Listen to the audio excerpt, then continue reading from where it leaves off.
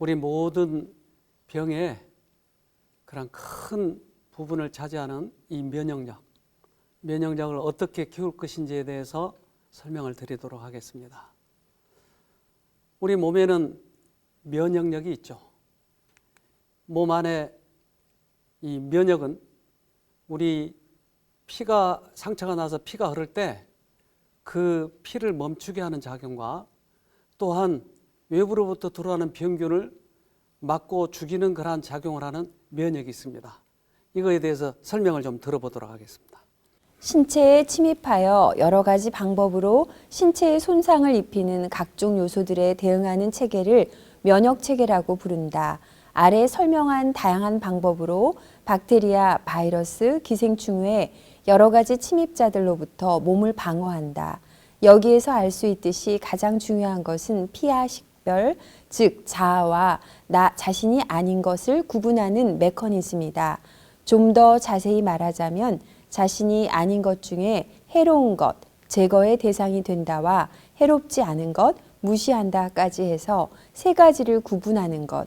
이런 면에서 면역계가 작동하는 방식, 그리고 병원체가 그에 대응하는 방식은 군대가 적을 맞아 싸우는 것과 놀라울 정도로 비슷하다. 외부로부터 들어온 것, 자기가 아닌 것들은 모두 다 면역은 공격을 합니다. 그래서 신장 이식을 받은 분들은 이 면역이 공격하지 못하도록 억제제를 먹이죠. 그러니까 면역은 자기가 아닌 것들을 공격하는 것입니다. 병균도 자기가 아닌 것을 공격하게 되죠. 이 면역이 강하면 병에 걸리지 않죠. 그래서 학교에 학생들이 여럿이 있지만 어떤 아이들은 감기에 걸리고 어떤 아이들은 그렇지 않아요. 그것은 면역이 강하기 때문에 감기 기운을 이기는 것이죠. 우리 안에 있는 이 면역은 몸을 지키는 데 중요한 역할을 할 뿐만 아니라 질병을 낫게도 하는 것입니다. 그래서 여기 읽어보면 이렇습니다. 면역은 침입자로부터 몸을 지키는 교묘한 방위 시스템이다. 네, 면역은 외부로부터 들어온 것을 없애고 죽이고 방어하는 것입니다. 우리 집에 누가 개 한 쌍을 갖다 놨어요. 왜 갖다 놨나? 아무리 주인을 찾아봐도 없어요. 그래서 제가 생각하기를 아마 우리는 개고기를 안 먹으니까 사랑하는 개를 누구한테 맡겨두고 싶은데 안심하고 우리 집에 갖다 놓은 모양이에요. 근데 얘들은 얼마나 둘이 서로 사이가 좋든지 그래서 수컷과 암컷이 있는데 수컷은 좀 비실비실해요. 암컷은 얼마나 쌓아놓은지 몰라요. 아마 우리 집 좀 닮은 것 같아요. 그래서 수컷은 비실비실하는데 그러니까 비실비실하니까 다른 개가 오면 얘가 약하니까 막 짖어대요. 근데 암컷은 다른 개가 와도 전혀 짖지 않고 가까이 오면 확 물어버리더라고요. 우리들의 면역이 강하면 절대 짖지 않아요. 절대 두드러기가 나지 않아요. 약하니까 자꾸 과잉 반응을 일으켜서 병균 비슷한 것만 목에 들어와도 갤럭갤럭 하고 기침을 하고 천식이 일어나고 병균 비슷한 꽃가루만 묻어도 두드러기가 확 나버린 것이 과잉 반응이죠. 그러니까 몸이 약하면, 면역이 약하면 나타나는 증상이 알러지다고 하는 것입니다. 생체 방위 시스템의 폭주가 알레르기를 일으킨다. 네. 그래서 이 알레르기를 일으키는 건 결국은 면역이 약해서 생기는 병인데 이 면역이 똑똑하면 이게 중요한 것인지 필요한 것인지 아니면 적인지를 구분해서 적은 죽여요. 그런데 이게 면역이 약해지면 얘들이 좀 그 분별력이 없어져서 아군을 적군으로 알고 자꾸 공격을 하는 거예요. 예를 들면 간이나 이런 데 바이러스가 들어와서 이렇게 점점 자라면 처음엔 참 발견하지 못하다가 바이러스를 죽여야 되는데 죽이면서 간까지 상하게 만드는 거죠. 거기에 염증이 생기면 결국은 간염이 되는 것이죠. 그러니까 자기 면역이 자기를 공격하는 병을 자가 면역이라고 하죠. 근데 자가 면역은 결국 면역이 약해서 생기는 병이죠. 그래서 요즘에는 자가 면역 질환이 얼마나 많은지 몰라요.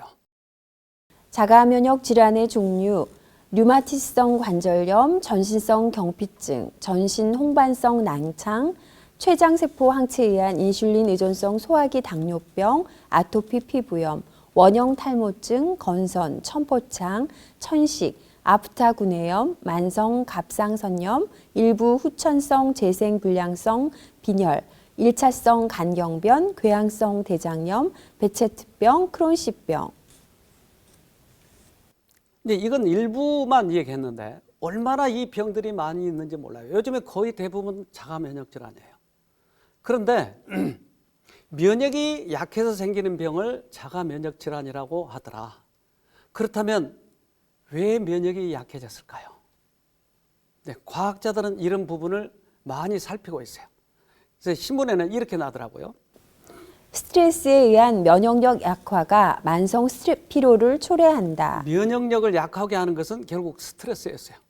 그러니까 스트레스가 어떻게 면역력을 약하게 했는지를 이제 밝힌 글들이 있습니다.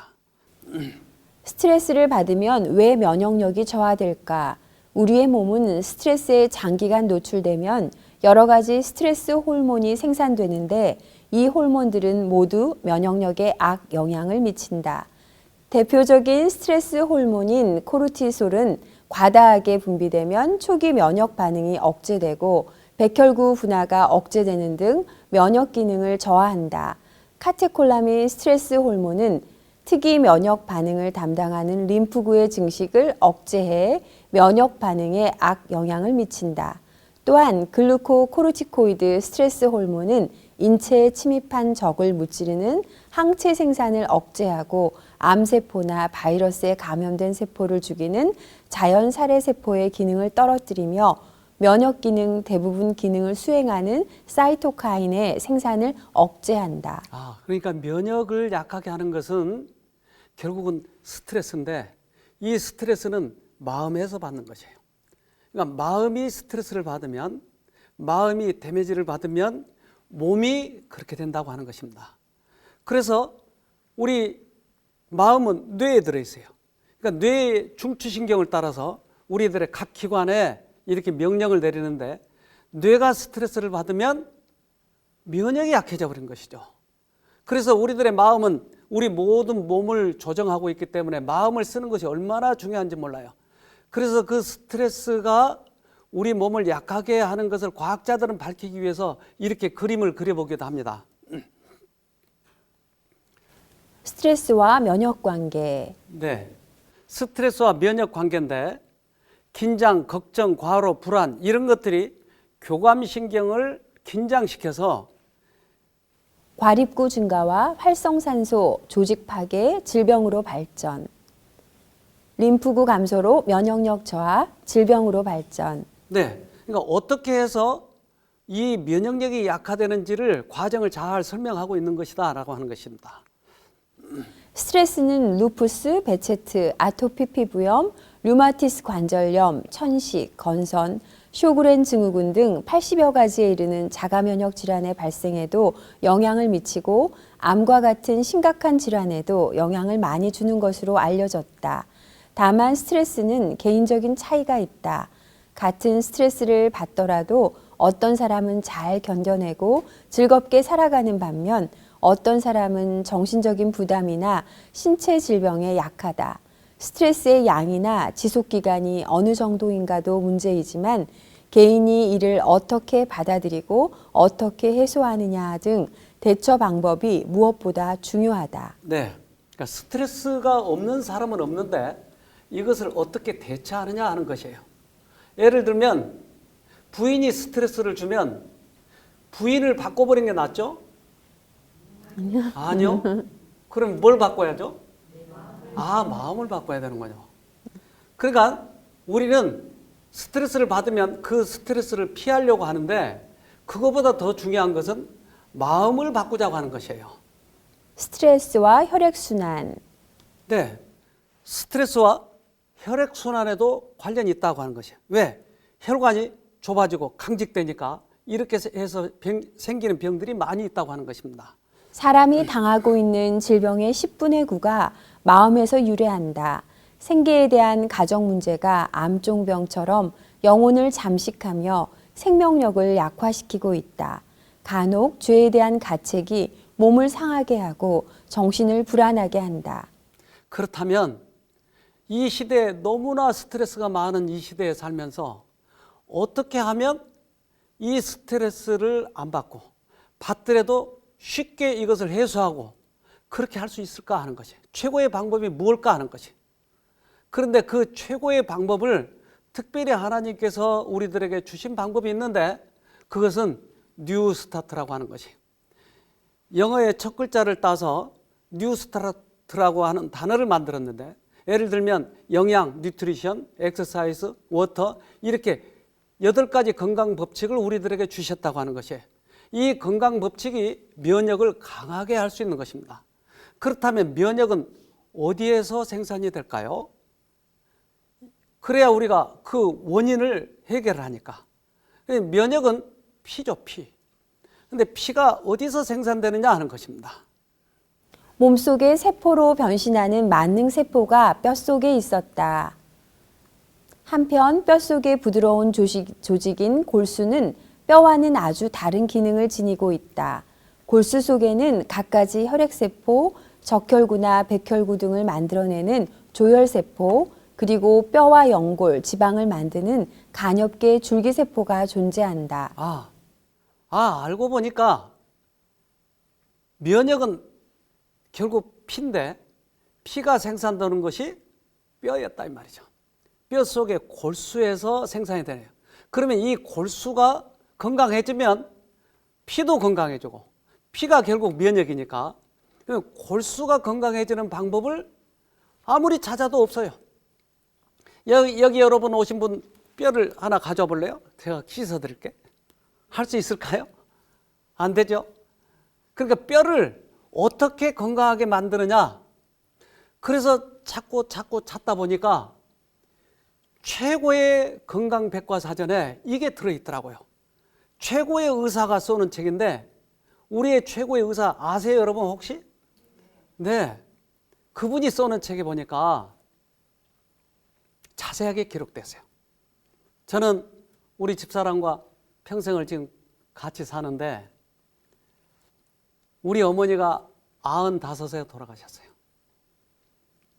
그런데 제가 하나님을 믿지 않았을 때는 이 며느리하고 시어머니하고 항상 사이가 좋지 않아요. 갈등이 있어요. 그래서 우리 한국 사회는 특별히 이 고부간의 갈등이 많은데 고부간의 갈등이 좀처럼 해결되지 않은데 저는 어떻게 이것을 처리할 줄을 몰랐어요. 부인 비유를 맞추려니 이게 어머니가 좀 서운해하시고 어머니 비유를 맞추려고 하니까 우리 집사람이 또 힘들어하고 그러니까 남편들이 참 불쌍해요. 어느 쪽으로 우리가 비유를 맞춰야죠. 그래서 요즘에 며느리들이 시금치도 안 먹는데요. 시자만 들어가면 안 먹는데요. 그렇게 고부간의 갈등이 많은데 저도 그 와중 속에서 참 어려웠어요. 어머니하고 우리 집사람하고 사랑을 반반 나눠줄까? 아니면 한쪽을 조금 더 줘볼까? 그러면 한쪽이 더 그렇고. 그런데 성경에는 이 부분에 대해서 뼈를 건강하는 방법에 대해서 설명을 했어요. 잠언 14장 30절 말씀. 마음이 편하면 신체도 건강하나 질투심은 뼈를 썩게 만든다. 마음이 편하면 신체도 건강하대요. 그런데 뼈를 썩게 만든 게 뭐죠? 질투심. 여기 여자분들이 많은데 남자가 질투가 많아요? 여자가 질투가 많아요? 할 말 없습니다. 그러니까 질투가 뼈를 썩게 만든다. 그래서 관절염이 류마티스 관절염이 여자가 80%래요. 질투심이 더 많다고 하는 걸 증명하는 걸까요? 그러니까 하나님께서는 이 뼈를 어떻게 건강하게 해야 될지를 이 성경에 써놨더라니까요. 출애굽기 20장 12절 말씀. 내 부모를 공경하라. 그리하면 너의 하나님 나 여호와가 내게 준 땅에서 내 생명이 길리라. 어머니를 어떻게 하라고 그랬죠? 공경하는 것이. 그러면 집사람은 어떻게 하죠? 에베소서 5장 25절. 남편 된 여러분, 아내 사랑하기를 그리스도께서 교회를 사랑하셔서 교회를 위하여 자신을 내주심 같이 하십시오. 저는 이 부분에 대해서 오랫동안 고민해 왔어요. 어머니를 모셨기 때문에. 그런데 성경을 보면서 제가 무릎을 쳤어요. 아, 부모는 공경하는 것이구나. 부인은 목숨처럼 사랑하는 거구나. 이것을 깨닫게 됐어요. 그래서 반반씩 나눠주려고 했던 그 사랑을 몽땅 우리 집사람에게 사랑을 주고 부모는 열심히 공경을 한 거예요. 우리 집사람이 사랑이 넘치니까 이 사랑이 흘러넘치니까 우리 어머니에게 가는 것이. 그러니까 우리 어머니도 흡족해 하는 것이. 즉 성경의 원칙이 우리를 행복하게 만든다고 하는 것을 알게 됐어요. 그것은 하나님으로부터만 오는 거예요. 따라서 건강도 하나님으로부터 오는 거예요. 마음의 질병도 하나님이 고치시는 것이에요. 하나님께서만이 우리의 마음과 몸을 고칠 수 있다고 하는 것을 알게 됐습니다. 잠언 3장 7절. 스스로 지혜롭게 여기지 말지어다. 여호와를 경외하며 악을 떠날지어다. 이것이 내 몸에 양학이 되어 내 골수로 윤택하게 하리라. 골수에서 면역이 생산이 되는데 골수를 윤택하게 하는 방법은 하나님을 멀리하지 않는 것입니다. 하나님의 말씀대로 사는 것입니다. 햇빛이 비치면 해바라기가 씨를 맺듯이 햇빛이신 하나님의 빛을 보게 되면 우리 안의 신체도 건강해진다고 하는 것입니다. 그리스도께서 온몸을 통하여 나누어 주시는 사랑은 하나의 생명력이며 뇌, 심장, 신경 등과 같은 모든 중요한 부분은 치료하는 일을 촉진시킨다. 그것에 의하여 사람의 최고의 능력들이 활동하게 된다. 그것은 생명력을 파멸시키는 죄책감과 슬픔, 근심과 걱정에서 심령을 해방시켜 준다. 거기에는 평온과 안정이 온다. 그것은 어떤 세속적인 것이 파괴할 수 없는 기쁨, 곧 성령 안에 있는 기쁨, 건강을 주고 생명을 주는 기쁨을 심령 속에 심어준다. 네. 하나님께서 주시는 이 평안은, 사랑은 우리의 몸을 치료하는 것입니다. 이때야 비로소 근치가 되는 것인데, 한 분이 오셨는데 이분은 베체트 병이었어요. 이것은 자가 면역 질환이에요. 그것은 염증이 심해지는데 이것은 항생제로 듣지 않아요. 때때로 구내염도 발병을 해요. 또한 위에도 그래요. 그래서 그분은 위가 심해졌기 때문에 밥을 먹을 수가 없어요. 이 병의 설명은 이렇습니다. 베체트병은 몸 전체에 염증이 생기는 염증성 질환이다. 흔히 피곤할 때 생기는 구내염이 가장 큰 증상으로 나타나게 된다. 구내염은 대부분 휴식을 통해 면역력이 회복되면서 증상이 사라진다. 하지만 베체트병의 원인이 되어 나타난 구내염은 증상이 사라졌다가도 다시 나타나는 것을 반복한다. 의학적으로 베체트병은 면역체계 이상으로 인해 발생하는 자가면역 질환이다. 자가면역 질환은 면역세포가 정상세포를 공격하면서 염증을 발생시키는 질환이기 때문에 면역력 관리가 매우 중요하다.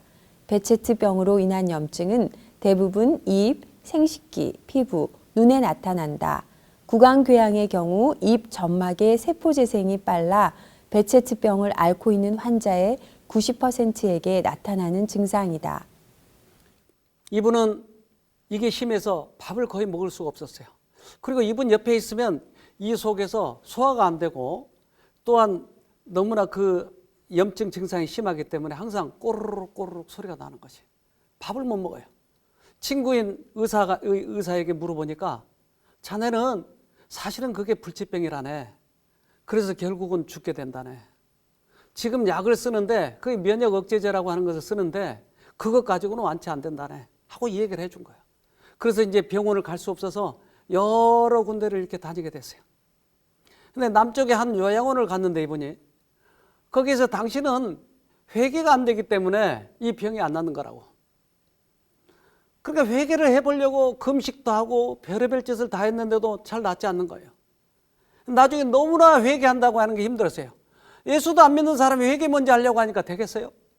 회개는 우리가 하는 것이 아니고 하나님께서 시켜주시는 건데, 우리는 예수님을 믿으면 구원 얻는다고 하는 큰 진리가 있는데, 회개하면 구원을 얻는다고 하는 것은 큰 착각이에요. 회개도 하나님께서 시켜주시는 것입니다. 그래서 너무나 힘들어서 더 이상 있을 수가 없어 나와버렸어요. 근데 자기 누나가 쉼터로 데리고 왔어요. 이 쉼터에서 강의를 쭉 들어보더니 구원을 얻는 것은 믿음으로 구원 얻는 거고, 회개는 하나님께서 시켜주실 때만 하는 것인데, 이것을 이 진리를 발견하고 얼마나 기뻐하는지 어느 날 자기 부인을 부르더라고요. 여기 와서 들어봐. 이게 내 병을 낫게 하는 거야. 네, 일주일 만에 이분이 병이 나아가지고 간증하는 장면입니다. 이 배체특병은 자가면역 질환인데, 자가면역 질환, 그것은 자기 면역이 자기를 공격하는 병인데, 즉 뼛속에서 피가 생산이 잘못되기 때문에 생기는 병인데, 그렇다면 이 뼈를 낫게 하는 방법은 뭐냐 하는 것이에요. 잠언 15장 30절 말씀, 마음의 기쁨은 눈을 통해 빛나고 좋은 소식은 뼈를 건강하게 만들어준다. 제일 좋은 소식이 뭐죠? 사형수에게서 제일 좋은 소식은 뭐죠? 사면. 네 죄 때문에 내가 대신 죽었어. 네가 안 죽어도 돼. 이 좋은 소식은 뼈를 윤택하게 해주는 거예요. 예수님이 우리 죄 때문에 돌아가셨다고 하는 것을 믿으니까 즉각적으로 이 배체트 병이 회복되더라니까요. 지금도 예수님은 살아계셔서 그것을 믿기를 바라요. 한 루푸스 환자, 온몸이 붉게 부어오르고, 이 병은 자가면역 질환 대표적인 질병으로서 루푸스는 낫지를 않아요. 그래서 이런 얼굴에 이렇게 홍반이 나타나고, 루푸스의 증상에 대해서 이렇게 얘기합니다. 면역 개 이상으로 전신에 걸쳐서 수만 가지의 염증 증상이 나타나는 만성 자가면역 질환입니다. 네. 이건 온몸에 염증이 생기는 거예요. 그래서 나중에 뼈가 굳어져서 죽기도 해요. 어느 날 쉼터를 다녀갔던 한 아가씨가 21살 먹은 그 자기 여동생처럼 생각한 이 아가씨에게 왔어요. 이 양은 대학교 다니다가 자기가 루푸스라고 하는 것을 듣고 그 다음부터 낭망을 해가지고 집에서 나오질 않았어요. 6개월 동안이나. 그래서 그 약을 하도 먹어가지고 저렇게 부어있는 거예요. 온몸이 홍반이에요. 쉼터에 들어와서 억지로 그 언니들에 끌려와서 쉼터에 들어와서 이제 한 1, 2개월 지내면서 저 간증을 썼습니다. 어느 날 한쪽 다리가 마비된 듯 통증이 오자 병원을 찾게 되었습니다. 거기서 제 진짜 병명을 알게 되었습니다. 좀 더 일찍 알았더라면 치료가 쉬웠을 텐데, 루푸스라는 희귀성 난치병입니다. 한국말로는 전신성 홍반성 낭창이라고 불리우고요. 백혈구 중에 T임파구가 변질되어 세균을 잡아먹지 않고 자기 세포를 공격해서 생기는 자가면역 질환입니다. 지금까지 아팠던 증상들은 루푸스 때문에 온 것입니다. 이번에는 관절을 공격한 것 같군요. 어쩌면 온 뼈가 뻣뻣하게 굳을지도 모르겠어요. 당장 입원실 잡아줄 테니 입원하세요. 그 소리를 듣고 앞이 캄캄한 게 아무것도 보이질 않고 아무것도 들리지 않고 그냥 병원을 나왔습니다. 내가 무슨 죄를 지어서 이렇게 어린 나이에 아파야 하지? 나는 왜 태어나서 이렇게 고통스럽게 살아야 하지? 내가 원하지도 않았는데 나는 왜 존재해야만 하지? 차라리 죽는 것이 낫지. 그 후로 6개월 동안 방에서 한 발자국도 나오지 않고 캄캄한 방에 누워 잡념과 죄책감에서 벗어나기를 갈망하며 하루하루 지옥 같은 생활을 했습니다. 어느 날 함께 봉사하러 다니던 자매 언니들이 걱정이 되어 찾아왔습니다. 제가 문을 열어주지 않자 언니들은 창문을 넘어와 저를 이 쉼터라는 곳에 데려왔습니다. 그날 첫 설교가 바로 선택이었습니다. 선택이란 단어는 저에게 신선한 충격으로 다가왔습니다. 그날 밤 잠을 자려고 하는데 또 죽고 싶다는 생각이 강하게 밀려들면서 잡념들이 저를 짓누르기 시작했습니다. 헌데 다른 한쪽에서는 설교 때 들은 선택이라는 단어가 맴돌았습니다. 이 정신적 고통에서 이제 벗어나고 싶었습니다. 그래서 죽으면 죽으리라 하고 그 생각을 안 하겠다고 강하게 마음을 먹고 계속 예수님만 불렀습니다. 예수님, 예수님. 기도하기가 너무 괴롭고 말이 막혀서 예수님만 부르다 새벽이 되어서야 잠이 들었습니다. 다음 날 아침에 일어났는데 마음이 너무 편안했습니다. 죽고 싶다는 생각도 안 들고 잡념도 사라졌습니다. 저는 이 아가씨를 보면서 결정적으로 회복되는 그러한 전기가 바로 이 부분이었습니다. 생각은 양쪽에서 옵니다. 사단의 방송국에서 오든지 하나님의 방송국에서 오든지 둘 중에 하나예요.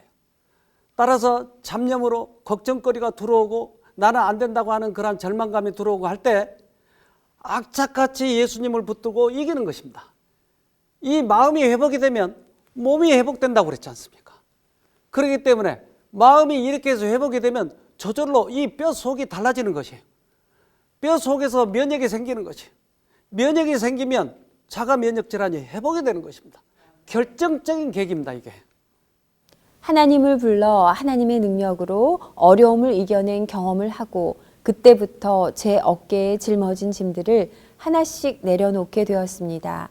내가 후회했던 일, 과거의 안 좋은 기억, 내 환경과 처지, 질병, 미래에 대한 두려움 이런 것들이 들어올 때 하나님을 부르면 하나님은 반드시 평안과 기쁨으로 응답해 주셨습니다. 그리고 그때부터 몸에 변화가 일어나기 시작했습니다. 처음 올 때 얼굴 주위에 모세혈관들이 터져서 얼굴 전체가 피와 진물이 났었는데 그렇던 얼굴이 깨끗해지기 시작했고 약으로 인해 쪘던 살들이 10kg 이상 빠지게 되었습니다. 그것이 약살이었어요. 그 뚱뚱하던 몸매가 아주 날씬하게 변하더라니까요. 그 빨간 점들이 싹 없어지고 이것은 몸의 근본 치료가 되고 있다고 하는 것을 의미했습니다. 네. 병은 몸에서부터가 아니라 마음에서 시작됩니다. 마음과 사고관념이 바뀌면 몸은 회복될 수 있습니다. 하지만 우리 스스로는 우리의 생각을 결코 바꿀 수 없습니다. 바꾼다 한들 오래가지 못할 것입니다.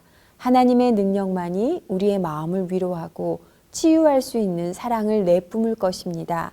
하나님은 저에게 성경 지식을 많이 알고 있고 성경 구절을 많이 외운다 한들 그것보다 더 중요한 것은 하나님을 불러서 하나님의 능력으로 위기를 모면하는 하나님과의 개인적인 관계를 가져야 한다는 것을 깨닫게 해주셨습니다. 그래야 우리가 힘들어하며 발버둥치지 않고 하늘나라까지 기쁨의 찬송을 부르며 갈 수 있기 때문입니다. 네. 이 병의 치료는 마음의 문제였어요. 이 아가씨가 얼마나 봉사를 잘하든지 저렇게 날씬해가지고 다른 사람들을 지금 위로해주고 관리하고 있습니다. 그가 이제 어느 날 제가 전도회를 갔어요. 근데 한 아가씨가 다가와서 인사를 곱다랗게 하고 저에게 빵긋빵긋 웃어요. 이 아가씨가 나에게 마음 있나? 왜 이렇게 웃지? 저 모르겠어요. 자세히 보니 그 아가씨였어요. 얼마나 외모가 달라져 버렸는지. 그래서 옆에 있는 총각을 보여주면서 저하고 사귀는 사이예요. 그런데 날씬하고 이쁘고 외모도 얼마나 좋아졌는지 그 홍반은 다 없어지고 하나님께서는 지금도 살아계셔서 우리들의 외모뿐만 아니라 마음도 바꾸시는 것입니다. 하나님 아버지 감사합니다. 아버지의 존재를 알게 하시고 저를 치유해 주시고 제 마음에 평안과 기쁨이 지속되도록 해주셔서 감사합니다. 주님의 사랑이 너무 커서 제가 감당치 못하겠습니다. 다만 온전히 하나님 뜻대로 행하며 살고 그로 인해 제 안에 아버지의 사랑이 온전케 되기를 원하니 아버지 저의 소망이 아버지께만 있습니다. 끝까지 아버지께서 저와 함께 하신다는 그 약속을 붙잡고 살겠습니다. 면역력을 키우는 방법은 결국 우리들의 마음을 다스릴 수 있는 하나님을 만나는 것입니다. 꼭 승리하기를 간절히 바랍니다.